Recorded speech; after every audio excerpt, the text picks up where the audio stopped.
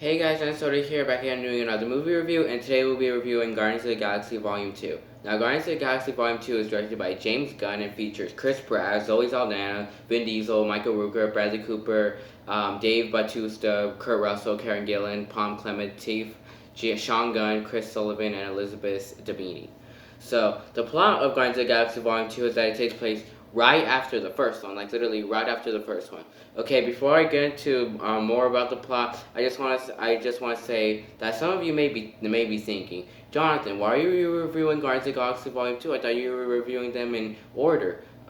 Yes, I am reviewing them in order, but chronologically though, because like in my eyes, this movie comes right after the first Guardians of the Galaxy, then Captain America: The Winter Soldier.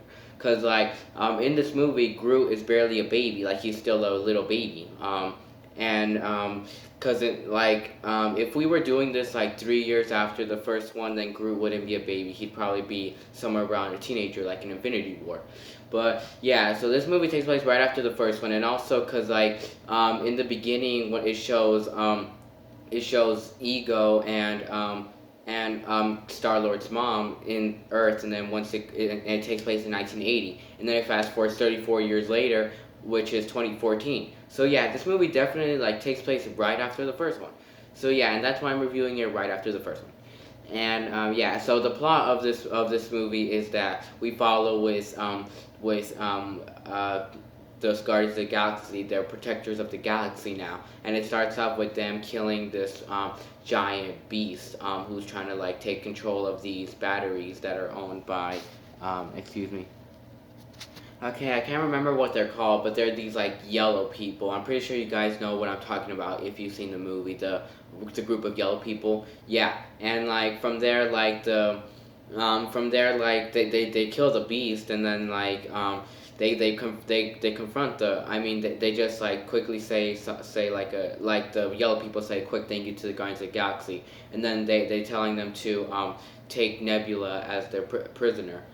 Because like yeah, Nebula was like a prisoner there, and they're taking her. So yeah, and wait, they're not taking her as prisoner. They're just taking. I forgot. They're just taking her. Oh yeah, they're taking her as prisoner. Yeah, they're taking her as prisoner. And then from there, once they leave there, Rocket stole one of their batteries. Like he's actually stole one of their batteries. I think they're called Harbulary batteries. I think. Yeah, they take their batteries, and then like from there, when they're leaving, like a whole group of the yellow people like go try to attack them, and like they're not even actually in the ships. Like they're controlling them through like video games, and they're in the planet. So yeah, and from there, which makes it a lot more easier. So they won't get killed. And then from there, they're having a really hard time getting away from them because it's like a really big group. But they ended up getting away from them from Ego. Like this dude named Ego destroys them all with just like one blast. And then like Ego just tells them to come with him, and so they do. And then from there, Ego reveals himself as being Peter Quill's father. So yeah, like he's Peter's father, and like from there, like he tells like Peter, okay, I know I wasn't there for you, but I'm here now. Just give me another chance, like to be your father. Like so, and yeah, and then Quill like agrees. Quill is at first hesitant, but then he agrees. So yeah, he agrees to go with him. He goes to his planet. Like Ego has his actual planet. Like he has his own planet. He takes him there, and then Ego tells the Guardians of the Galaxy that he's a god, but with a small g. Like he's not like a big god. Yeah, but what else was I saying? Oh yeah, so Ego's like this. Yeah, he's a god. He was originally made from like a brain tissue. Actually, he was made as a brain at first. He was formed as a brain for like a couple million years, and so from there, um, he gets made, and then once he's making, he already has a soul. Like he already has a soul. Like he's thinking to himself, "Am I the only one in the galaxy?" and all of that. Like he's like, "I think I might be the only one in the galaxy because he's all alone. Like literally, there's no galaxies near him. Like it's just him. Like he's just so alone." So yeah, and from there, and from there he forms himself, like he forms a planet, and then he goes out to try to see if there's more life in the galaxy, and so he does find more life. He finds more life, and then from there, like once he finds more life, he's really like surprised that there's more life in the galaxy. So yeah, and then from there he ends up meeting Peter's mother, and then he ends up like he falls in love with her, and then makes Peter with her, and so yeah, and from there it is implied that he left her. He left her like shortly after shortly before she was pregnant. So yeah, and yeah, and so like he left her because like he can only go to Earth only 3 times. Like he only went to Earth 3 times, and he knew if he returned a fourth, then he would never leave. And if he never leave, then his whole planet and everything he created would be destroyed. And from there, what else was I saying? Yeah, yeah. From there, just I think just like that's his whole. That's like how he was made. And then from there, we follow with Yondu and Rocket, because like the whole Guardians of the Galaxy didn't go with Quill. Rocket, Groot, and Nebula stayed to try to fix the ship, I think, and try not to try not to like get caught by the yellow people, I think. So yeah, and then from there they're followed by Yondu, because Yondu in this movie, like everyone seems to hate Yondu, because like he's always like bossing everyone around. He's always yelling at people. He's not the best anymore. Like Yondu is not the best anymore, and he's just really depressed about it. And from there he tries to get Quill. Like he tries to get Quill, and like but Quill is not there, and but Quill is not there, and then from there, like he's with this whole team there, and like his whole team's like realizing that as much times as Quill fails you, you still love him, like you still cover up for him, like you still like guard up for him, like you still cover up for him more than us, like more if he means more to you than us. And so they feel betrayed that he won't ever do that with them either. Like he won't ever stand up with his people either, even though they failed him. But he'd still do it with Quill. Like he'd still make him survive, and he'd still like love him even though he failed him. And yeah, so they feel betrayed about that. And then from there, Nebula shoots his thing that he uses to control the pen, the whistle thing. So yeah, and from there, and then from there he and then from there they get like prison, like they're all like being held hostage in Yondu's place, but like Yondu doesn't own the place anymore, because he's just like, I'm nothing without my pen. And from there, like he's just feeling really weak without his thing. And then from there, like this new person owns the whole place, named Taserface. Now Taserface, he owns the place. He's making this place a living hell, actually. Like he's killing so many people from his kind. He's killing so much people from his kind, and he's treating people like shit. Like he's treating Rocket and Groot and Yondu like shit. Even Yondu's partner, what was his name? Yondu has a main partner. He's like this tall, skinny dude. I forgot his name, but yeah, that's his partner, and that's like he's even like treating his partner like shit too, because he's killing all his friends too. What else was I saying? So yeah, they're just being treated like shit there, but like Rocket's always making fun of Taserface, because that's his name, because like Taserface does not make sense. What else was I thinking? Oh yeah, and then from there, yeah, and then from there, like they're just being held hostage there, and like they're trying to get the fin, and they're trying to get the like Yondu is trying to get the fin and try to get out of there. Like he's trying to like get out of there and go to Ego to be with Quill, because like something is not right. Oh yeah, from in Ego's planet, like Ego and Peter Quill are like getting along a lot. Like they're getting along so much, and they're playing catch. They're being father and son like they never were before. And Peter Quill even finds out that he's a god too. Quill finds out he's a god too. That he can like make like shapes and all. That he can make blue come out of his hands. Yeah, and then from there, stuff starts feeling weird. Like stuff starts feeling really weird from there. Like once they're in Ego's planet, like things start feeling weird.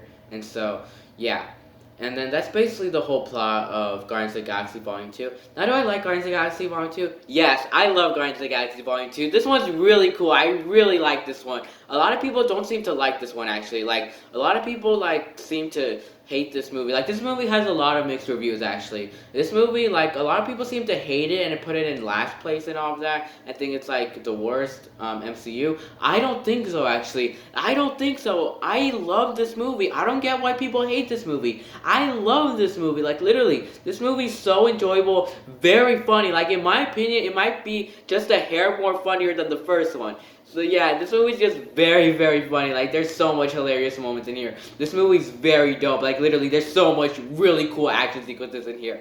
So yeah, this movie's just very underrated in my opinion. Like, I think that this movie should get more respect. Yeah. But like my one criticism about this movie, I actually have like 3 criticisms about this movie actually. One just being just a nitpick, I guess, which with Sylvester Stallone. Sylvester Stallone does join the cast of this movie, but I definitely think they definitely wasted the shit out of him. Like, in this movie, they definitely wasted Sylvester Stallone. Sylvester Stallone's a really cool actor, actually. Really cool. Rocky. Other movies too. He's done other movies too. I can't remember their names, but I know him for Rocky, definitely. He is a really cool actor. He's like a really strong actor too. He does some really cool movies, and they totally wasted the fuck shit out of this movie. He's only in this movie like twice. Like, he should have had a way bigger role, especially because he's a very talented actor, very famous. He should have had a much bigger role, but he was just so wasted. Just 2 scenes he was in. That's it. Literally, they should have like. Sylvester Stallone's character should have been played by someone else, actually. Like, it shouldn't have been played by Sylvester Stallone. It should have been played by anybody, actually. So, yeah. I just thought that was a minor nitpick, I should have said. And 2 more flaws, too, about this movie is that, one, I felt like the stuff with Ego, not the stuff with Ego, the stuff with Mantis, like knowing like this movie will contain, this review will contain spoilers if you don't already know, so just leave this review if you haven't seen this movie, just leave it, please. So what else was I saying? Yeah, Mantis, she's been with Ego for a really long time, and like, she finally decides to tell these people that Ego is evil, and like he does this like evil shit and all of that, and he kills all his children he has. Like she's been with Ego for so long and has let a lot of people die, and it's just like, girl, out of all people, why are you letting them live? Like, why are you just telling them? Like, why are you just telling them now? So yeah.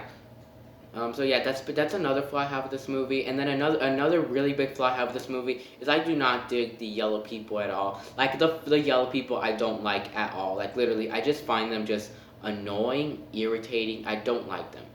I literally, they're only just there just to like fight the Guardians of the Galaxy, just to shoot at them, shoot at them, shoot at them, shoot at them, shoot at them. That's literally all they are there for. They're just trying to get their batteries back by just shooting. That's literally all they're there for, and I don't like them at all. So yeah, that's just, I think it's mostly just 2 major flaws and just 1 nitpick. So yeah, but if I had to decide which one I prefer more from the first or the second, it's a tough one actually, because I love both of them actually, but I think, let me try and think. I think I might prefer this one just a hair more than the first one, just a hair more, because it's a little more funnier, and I do think it is more pretty looking than the first one is. Because the first one has it's really cool looking actually, but a lot of the places they went to weren't so colorful. They weren't really colorful, but here there's a ton of colors everywhere. Like, this movie's very colorful, like ton of colors everywhere, and it's just very eye popping. Ego's planet is very beautiful looking. So yeah, the scenery is the main reason why I prefer this a little more than the first. So yeah. But yeah, just the scenery was just very beautiful here. Like, a lot of the places they went to looked very colorful, very cool, very well designed. Yeah, just the scenery was just really cool to this movie. Ego looked very beautiful. The planet. What else was I saying? Oh yeah, I just prefer this just a hair more. So let's get to the characters now. I really liked all the characters in this movie actually, and I did find Quill very relatable to. Oh yeah, I forgot to mention this movie. Another reason why I prefer this a hair more than the first one is because this movie is very relatable to me actually, very relatable to me. Cause like I never grew up with my father actually. Like I never grew up with him. I've only seen him like a few. I've seen him a bit of times like throughout my years. Like I've seen him a few times actually. Yeah, but so yeah, that's basically like why this movie is a lot relatable to me because of the father thing, and like Quill never got to see his father until now. Like he never got to be with his father until now, and something very similar to this happened to me back when I was like 12 years old. I think it was back in 2017.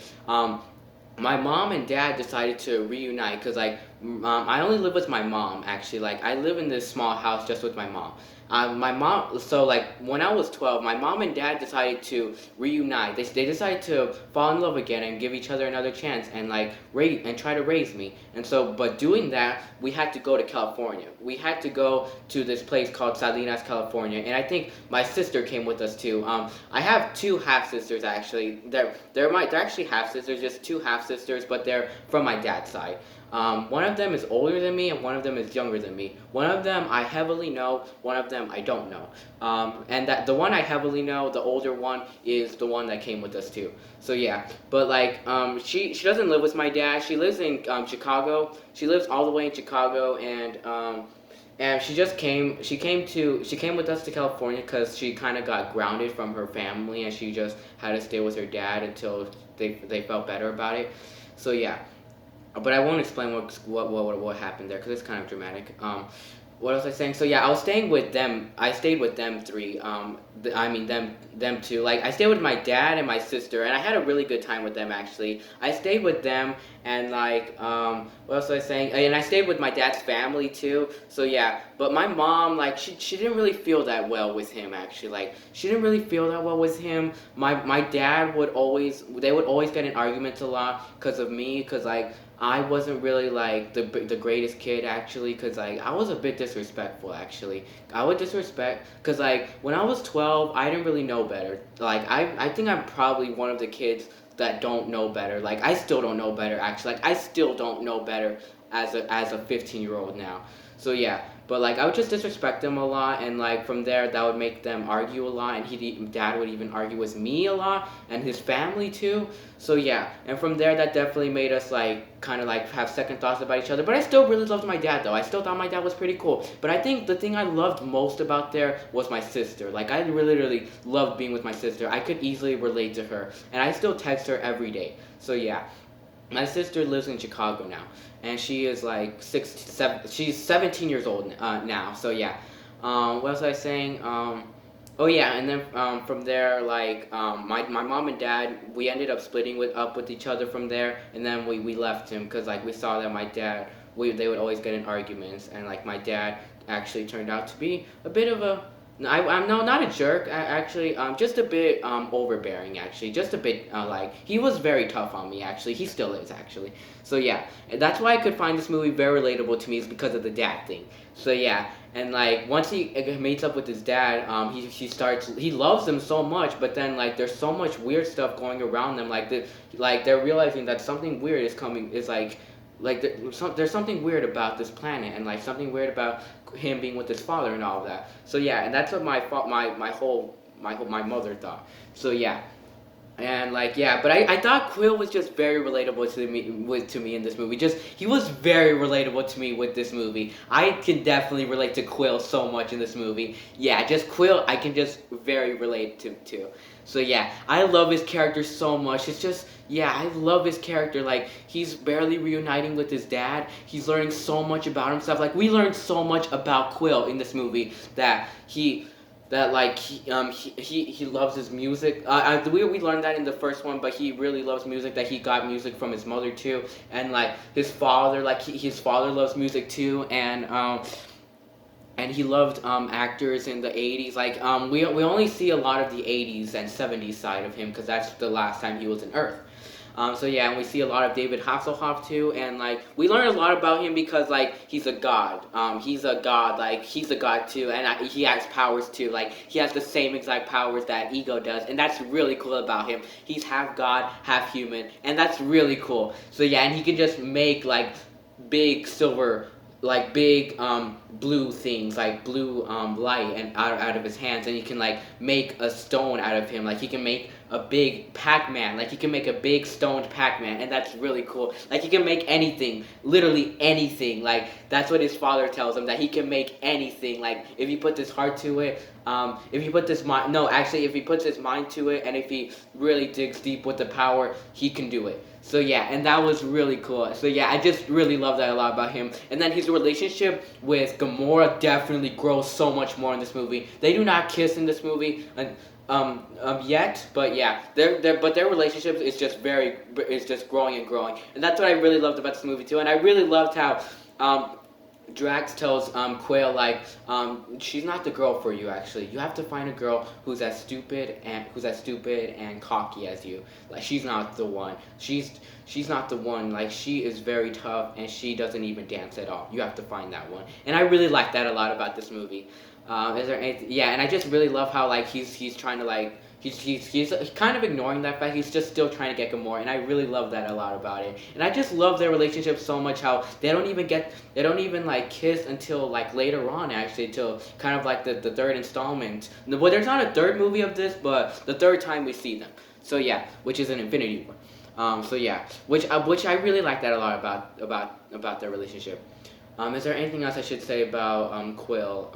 So yeah, Quill was really cool in this movie. I really loved his all the times he would use his power, and I love that scene where him and Ego were playing catch. Like he with his powers, he just made a ball, and then they were playing catch. That scene was so beautiful. Like I literally loved that scene. Like literally, that scene actually gave me a tear. Actually, like them two definitely gave in so much emotion to that scene. And so yeah, just with the first half of the movie, I just really loved the whole father-son relationship. Like literally, they had such a such a cute and strong father-son relationship in the first half of the movie, and I really loved that a lot about them. So yeah. So yeah, I just really loved it. It just this movie just brought me tears actually. So yeah. Is there anything else I should say about him? So yeah, just all the scenes with him in action too are really cool too. So yeah. Is there anything else? And I just really love his whole relationship with the other Guardians of the Galaxy too. Like he still loves them too, but like he's like telling them, "I found my family," and then they're like, "I thought you already did find your family." And so yeah, I really love that scene. So yeah, his whole relationship with Guardians of the Galaxy was really cool too, and I really liked his relationship with Yondu too. I'll get to that once I talk more about Yondu and a bit more about the twist to this movie. So yeah, now we get to Gamora. I really liked Gamora in this movie a lot. I really loved her, and I really loved the whole sister relationship to this movie too. This movie had a lot of relationships to this movie. The main one being father-son though, but I really liked the whole little sister relationship with this movie because like. Gamora and Nebula never got along. Like, they never got along. Like they hated each other their whole lives. And I loved how in this movie they barely started to like each other, and they were growing on each other. And I really liked that a lot about this movie. So yeah, just the sister relationship was just very cute to this movie. Is there anything else I should say about this movie, about Gamora?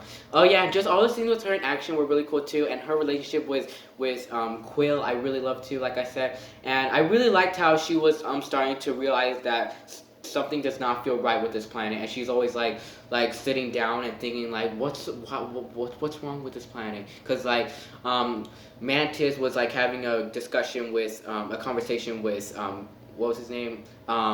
Drax. So yeah, and from there, like she was gonna tell him something, but then she comes up to them and she sees that she was gonna tell him something. So yeah, but like she doesn't know what it was. And yeah, and I really loved how she's like starting to have second thoughts about this planet. She's telling Quill like, maybe like this was a bad idea to come here. Like just please we should leave. And it's just like Quill's just like ignoring her. He's just like, no, I found my family. He's my father. I love him. So yeah, I really like that a lot about it. Is there anything else I should say about this movie? And also, this movie came out the exact same year that I was living with my father actually, but it came out right after I left. Right after we left actually. It came out. Did it come out somewhere in May? I think it came out in May of 2017, but we left California like February 25th, I think. So yeah. And yeah, but the first movie I saw when I came out of there was Logan, I think. So yeah, but I didn't see this movie in theaters. I didn't even see this movie until it came on Netflix. So yeah, but I really like that a lot about this movie too. Is there anything else I should say about Gamora? So yeah, I really like Gamora in this movie. And then we get to Baby Groot. I really loved Baby Groot in this movie. He was so cute, literally. Baby Groot. I loved Baby Groot. He was just a little tiny tree. He was just really cute in this movie. I literally loved every second he is in screen. He's just very, very cute. Literally, I love how cute he is. He kind of reminds me of Baby Yoda a lot, but I do find this Baby Yoda just a little bit more cuter. So yeah, but he's just very, very cute. Like I love all the scenes where he's in action. Like those scenes are really cute. So yeah, and I love that scene where he takes Yondu's like one of Taserface's people by his legs because he was like making fun of him and throwing beer at him and was the leader of the people who were making fun of him, and he takes him by the legs and he's just like "Rah!" And then he like throws him down the cliff. That scene was awesome and cute.